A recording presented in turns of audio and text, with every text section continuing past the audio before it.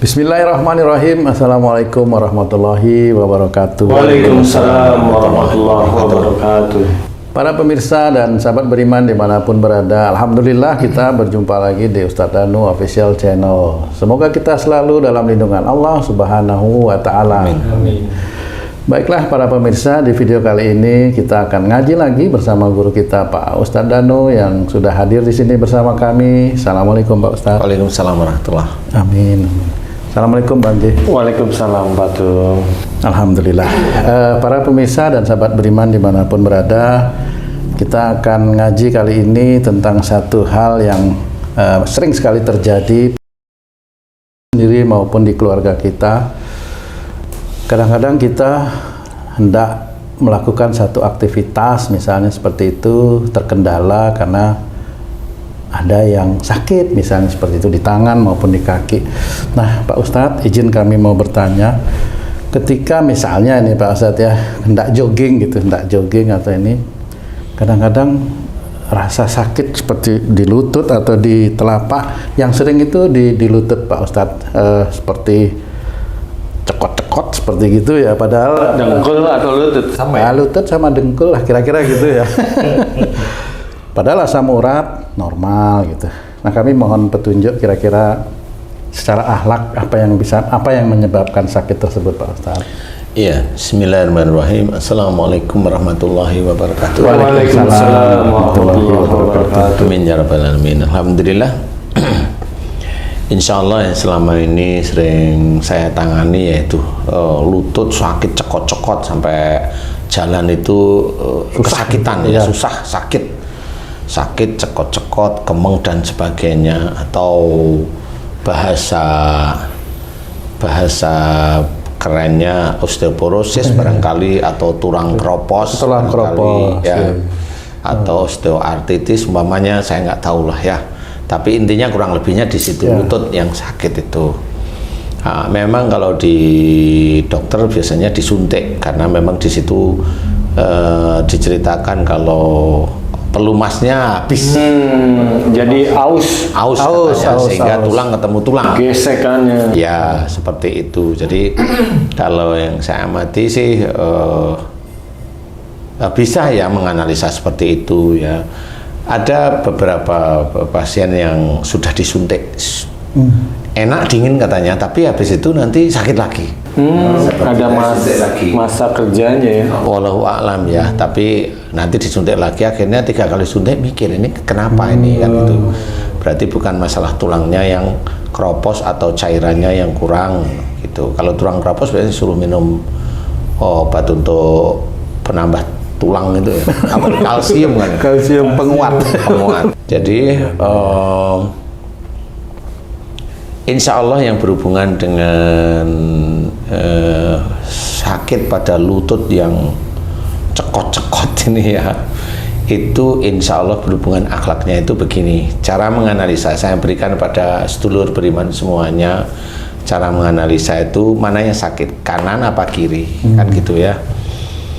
Kemudian umur berapa, umur itu juga menentukan. Kalau sakit dia di umur di 45 ke bawah, urusannya ini dengan orang tua. Tapi kalau dia sakit di umur 45 ke atas atau 50 ke atas, nih hubungannya dengan pasangan. Nah, lutut ini berhubungan dengan dalam melangkahkan kehidupan berkeluarga ceritanya. Berkeluarga khususnya kalau kaki itu insya Allah persentase besar keluarga, persentase besar. Nah, kalau yang sakit kanan, lutut kanan umpamanya, nah biasanya umurnya 50 umpamanya ya. Nah, ini biasanya dulu, nah ini dulu karena kan dosa itu kan terakumulasi ya. Dulu dia itu dalam mengatur rumah tangganya itu ada sifat-sifat kaku, ada sifat-sifat emosi dan marah, ada sifat-sifat egois. Nah, bentuk sakit yang sakit amat sangat sama sakit biasa itu tergantung dari emosionalnya. Kalau dia orangnya kaku, umpamanya nyuruh pasangannya itu harus begini, umpamanya, itu memang sakitnya sakit beneran. Nah, sifat-sifat yang tadi kalau di sebelah kanan berarti sebenarnya dia punya niat baik, Dia mengajarkan dalam keluarga itu baik. Umpamanya menyuruh sholat, tetapi yang disuruh sholat ini malas-malasan sehingga menjadikan dia marah, jengkel, marah lah istilahnya. Nah, kasus seperti ini kerap terjadi. Karena apa? Karena orang berpikir bahwa menyuruh sholat itu baik. Iya baik, benar dalam keluarga, iya baik. Tapi yang tidak disukai oleh Allah Ta'ala itu marahnya. Seperti itu. Makanya tetap ada kasus seperti itu. Dan banyak kasus bagi orang-orang yang muslim itu seperti itu. Kanan, entah itu nyuruh sholat, entah itu nyuruh rajin, entah itu nyuruh apa saja yang baik-baik lah dalam kehidupan sehari-hari. Cuma dia ada tambahan, marah kalau dia nyuruh itu tidak dikerjakan. Nah, di titik inilah itu yang sakit lutut bagian kanan. Ya, dalam menyuruh pun ada kekakuan ya kakulah ya, harus seperti ini, harus seperti ini.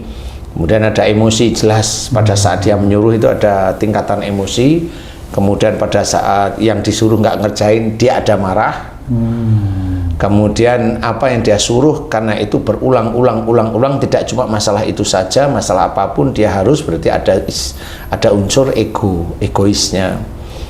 Nah, disinilah bagi seorang muslim bahwa dia harus pahami bahwa kita itu masih banyak kesalahan. Jadi kalau kita menginginkan pengobatan secara islami, ya tobat kepada Allah Ta'ala. Nah, itu mohon ampun. Insya Allah kalau memang benar kemudian berubah dari yang mulainya dia itu kaku, emosi, marah, egois, dirubah menjadi lembut ini. Nah, enggak pakai obat, insya Allah ini selesai kok sakitnya. Insya Allah seperti itu. Nah, bagi saudara-saudara yang lainnya, belajar secara islami sudah ada, cara tobat sudah diajarkan oleh Rasulullah. Jadi apa yang kita cari, tinggal kita yang sering tidak mau itu adalah mohon ampun kepada Allah Ta'ala. Tidak mau biasanya, kalaupun umpamanya mohon ampun itu rajin tapi hanya sekedar di lisan saja. Kemudian siapa yang kita tangani kaku, pasangan kita atau orang tua kita, kan gitu. Nah, itu juga sama, pasangan kita atau orang tua kita, ya kita minta maaf kepada mereka.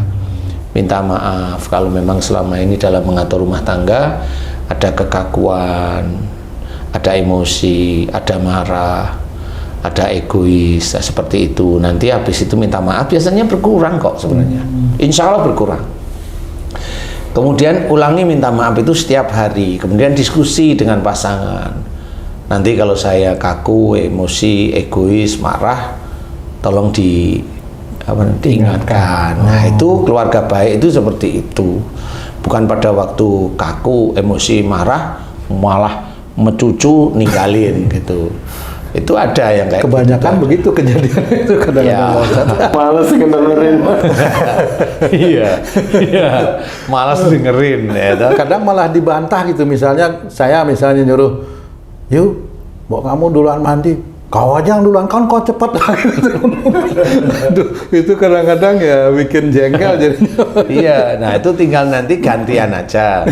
Mamanya besok ya kayak kamu, nanti 2 bulan, 3 bulan, 4 bulan sembuh, nanti istrimu. Ya itu tinggal nunggu aja sebenarnya. Kan? Makanya harus hati-hati. Jadi di dalam mengatur rumah tangga itu benar-benar melalui syariat-syariat yang baik. Rasulullah mengatur keluarganya tidak ada yang namanya marah, tidak ada. Menegur istilahnya, kalaupun Rasulullah itu menceritakan bahwa suatu teguran agak keras itu hanya menceritakan. Kalau anakku mengambil barang, saya yang akan memotong tangannya, itu bukan marah. Itu menegaskan bahwa itu tidak dianjurkan mengambil kayak curi kayak atau apapun. Itu maksudnya bahwa walaupun keluarga beliau pun harus mau bertanggung jawab dengan memotong tangan, maksudnya seperti itu. Nah, disinilah yang harus diketahui bahwa seorang muslim kalau memang menginginkan cara-cara islami yang ada di dalam Quran maupun dalam hadis, cuma memohon ampun, cuma memang harus tepat. Dimana kalau mamanya hobinya nyuruh orang tuanya, yang orang tuanya udah itu ya harus hati-hati. Kalau memang dia sering jengkel dengan orang tuanya seperti itu, nah itu titiknya. Dan itu relatif untuk sembuhnya agak lebih sulit daripada marah, kaku, emosi, egoisnya dengan pasangan. Kenapa begitu ya Pak Ustadz? Ya itu grade-nya memang seperti itu. Ada grade. Ada grade. Ustadz. Ya, makanya kalau ada orang sakit kanker, kalau kankernya itu emosionalnya dengan orang tua, orang ini nggak akan bisa sembuh. Masya Allah. Jadi diobatin ke rumah sakit, sembuh pulang itu bisa innalillahi wa inna ilaihi rajiun seperti itu. Dan itu banyak kasus seperti itu.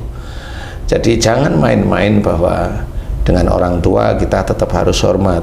Kalaupun orang tua menyuruh kita itu melakukan perbuatan-perbuatan syirik, kita disuruh oleh Allah Ta'ala menolak dengan kalimat-kalimat atau kata-kata yang baik seperti itu. Makanya kalau lutut sakit itu insya Allah dalam mengatur rumah tangga ada unsur emosi, marah, kaku, ego dalam mengatur rumah tangga. Kalau itu kanan berarti ada yang dia kerjakan itu sebenarnya baik, menyuruhnya baik, tapi ada emosi, marah, kaku, ego. Nah, itu dimohonkan ampunan kepada Allah Ta'ala. Ampunannya gimana? Ya doa aja, ya Allah, jika aku dalam mengatur rumah tanggaku, khususnya dengan istriku atau khususnya dengan suamiku, aku selalu emosi, selalu marah, selalu kaku, egois. Jika itu dosa, ampuni dosa-dosaku, astagfirullahaladzim. Doanya hanya itu, tapi istiqomah, serius. Kemudian sehari-hari minta maaf pada suami atau minta maaf sama istri. Kemudian mulai musyawarah. Nanti kalau mamanya salah, tolong diingatkan. Nah, itu jadi keluarga yang baik. Akhirnya ku anfusakum wa alikum naro itu terjadi dengan baik seperti itu. Insya Allah, wallahu a'lam. Apakah kalau marah kepada anak juga bisa menyebabkan sakit di lutut Pak? Kalau marah kepada anak itu biasanya ada unsur mendidik juga. Jadi marah kepada anak itu tetap ada unsur mendidik. Cuma tetap kalau bisa tidak usah lah. Ya. Kalau mamanya saya tanya, emang kalau kamu marah kepada anak babnya apa? Mamanya aku tanya. Memang benar yang Pak Ustadz sampaikan, ternyata kalau sama anak memang kurang marahnya sama istri karena istri bela anak kadang-kadang gitu. Jadi kan, loh kok kau bela anakmu, kan aku, kau kan jangan gitu lah, jadinya akhirnya kembalinya ke istri gitu ya Pak Ustadz. Kembalinya ke istri lagi. Iyalah, benar. Berarti sama Haji itu selalu kembali pada istri. Iya Ustaz. Kadang permasalahan di keluarga yang menyebabkan kita marah sehingga lutut kita sakit itu dimulai dari hal-hal kecil sekali yang seharusnya bukan membela kaum suami. Ya, padahal misalnya contoh kecil aja kan, jangan sampai wajah suamimu berubah karena kelakuanmu gitu, istilahnya seperti itulah. Dimana istri yang soleha itu menjaga agar suaminya selalu senang gitu kan di rumah ya. Contoh kecil lah, suami lagi asik gitu duduk, kakinya agak melonjor ke meja, istri malah liwat biar kaki kita turun, nggak liwat sebelah sana gitu kan.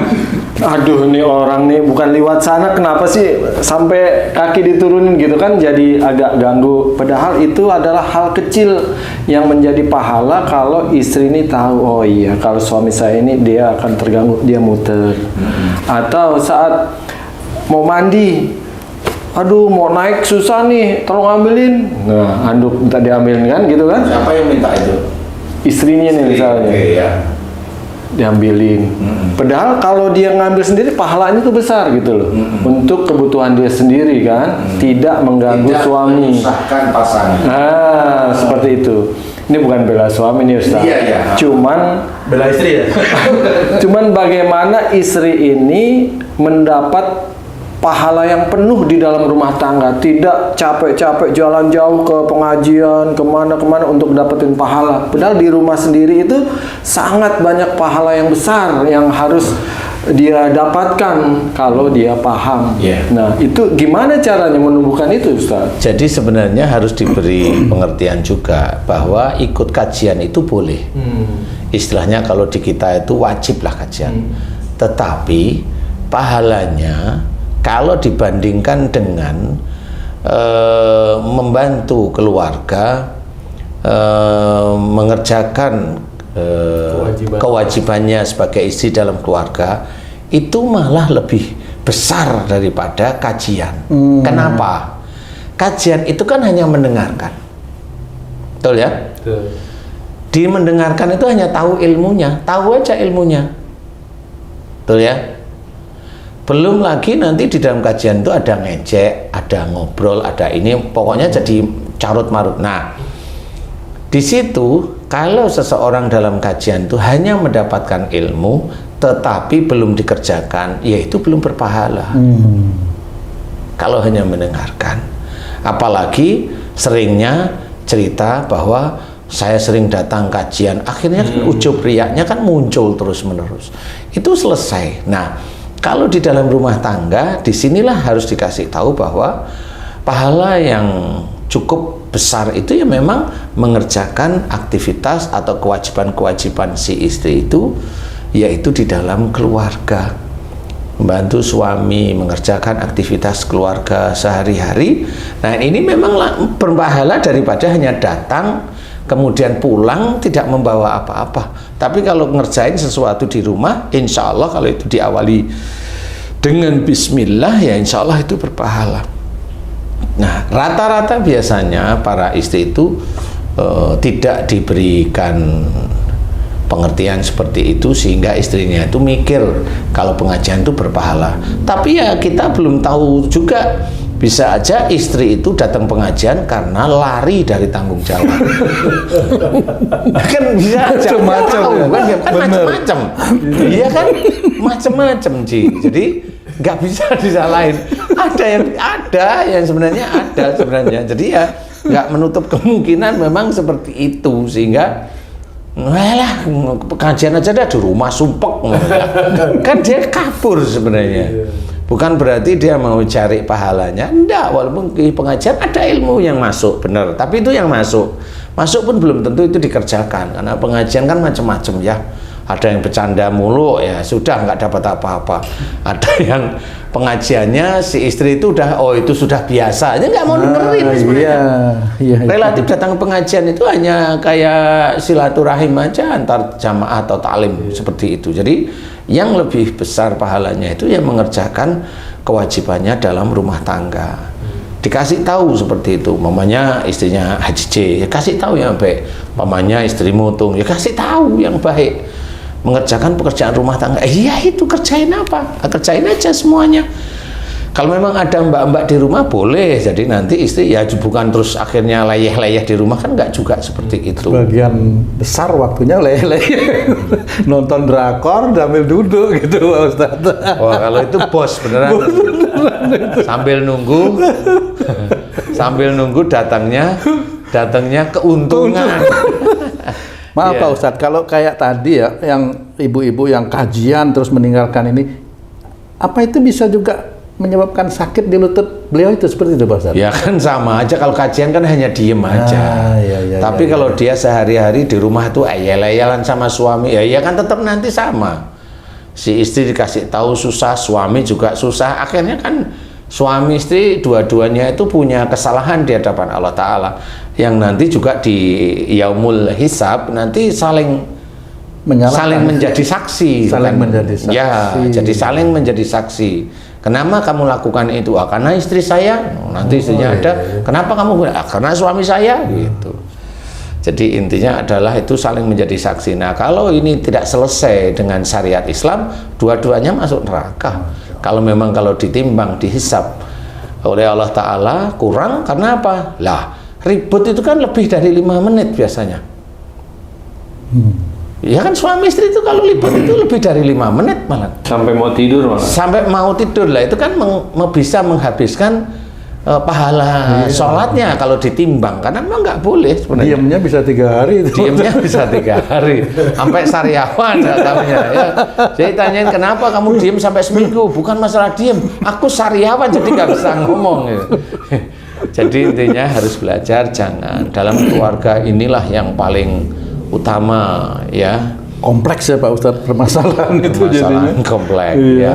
Jadi memang harus diketahui bahwa yang harus diketahui saudara-saudara yang sakit lutut, cekot-cekot, semakin sakit lututnya itu sebenarnya emosinya semakin besar, kekakuannya juga semakin besar, marahnya juga semakin besar, egoisnya juga besar. Nah, nanti kalau udah paham begitu, kendorkan dan mohon ampun kepada Allah Ta'ala. Yang tadi kalau mengatur rumah tangga ada emosi, ada marah, ada kaku, ada egois. Kemudian minta maaf pada pasangan atau kepada orang tua kalau memang kita juga sering jengkel sama orang tua dalam mengatur, suruh minum obat aja susah, suruh makan aja diem, padahal memang tuanya ya memang ya lagi pas plongak-plongok, mau bilang gimana ya. Ya kan nggak boleh dimarah gitu loh ya. Lo kan jengkelin, aku harus kerja, ya bukan masalah itu ya, karena dulu waktu kecil pun kita juga jengkelin orang tua. Jadi harus difahami seperti itu, janganlah, kalau menurut saya jangan ya. Nah kalau itu sudah mohon ampun, kemudian kalau itu sudah mohon ampun berkali-kali masih ada sakit, insya Allah di situ ada sihir.